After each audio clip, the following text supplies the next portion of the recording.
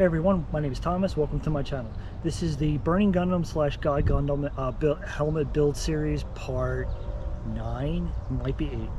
Check the description below for the correct number.